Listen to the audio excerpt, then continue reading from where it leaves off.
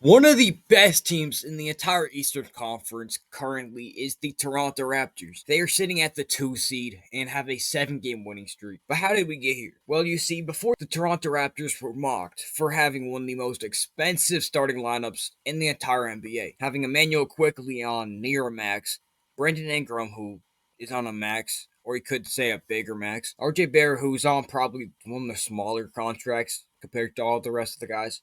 Scotty Barnes got a rookie max, and you got Jakob Poeltl making like 20 mil a year. But still, it's an expensive team. Everyone on this team is making over 20 mil, and they just didn't seem that good to be a team that is this expensive. And most people had them going like maybe a playing team. I think I had them as the sixth, but they have really shocked everyone. I mean, Scotty Barnes is pretty playing pretty well, averaging like 50, 40, 80 splits.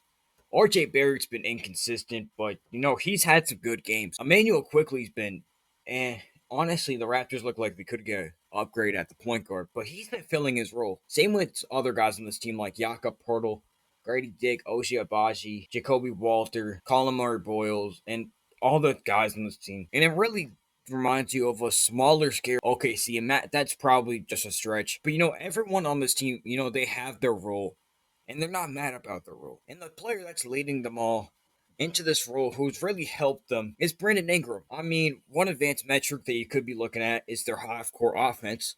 I mean, last year they're one of the worst half court offenses in the entire NBA. And getting up to this year, they are one of the best half court offenses, second best actually combined. Nikola Jokic and the Nuggets. That's kind of insane. Brandon Ingram's really took this team, and offensively, he's really took this team to another level. And when you put elite defenders like Emmanuel Quickly, who's pretty good at perimeter defender, Scotty Barnes, who speaks for himself, Colin Murray Boyles, Oshie Abachi, you just have so many young defenders, so many young dogs on this team. And just when you have a star like Brandon Ingram, who's been mocked, who was on the Pelicans, was once viewed as a player that they wanted over Zion, but had one off year, and gets traded to Toronto Raptors for honestly not that much. I mean, they traded a Pacers pick. I think it was like one first, Bruce Brown, Kelly Olynyk, nothing really else. And they got their number one player, and that's player that's leading them to the top 2 seed. But do I think they'll be a team that could potentially win a playoff series if they keep doing this? Yes. And another thing is that not one player will go out there and score 40 points.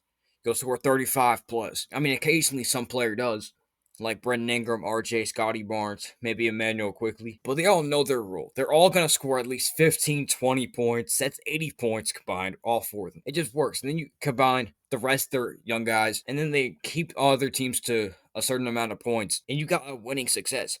And this is way more sustainable than other teams. Like, you could look at the Chicago Bulls, who were pretty much only good in transition, or you have the Phoenix Suns, who have too many centers, but just not enough wing depth or forward depth, and they just look way more sustainable than other like pretenders, I guess you could say. And will they keep this sustained in the playoffs?